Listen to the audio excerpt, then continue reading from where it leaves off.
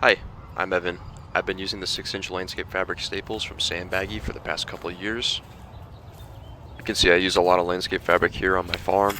It's important to have a good quality staple to hold it down tight so it doesn't blow away in the wind. You can see they stay rust free for quite a long time, and they're easy to pull out and reuse when you need to rearrange things or adjust the layout of your fabric. Okay, over here in my squash, I'm also using the staples to hold down some irrigation lines.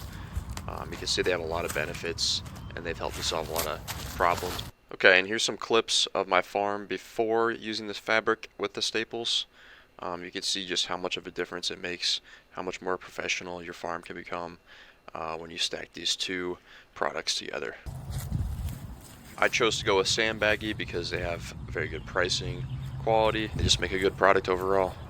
I've ordered these many times, and I have a new shipment of them coming in every couple months whenever I need to expand my fields or do something new.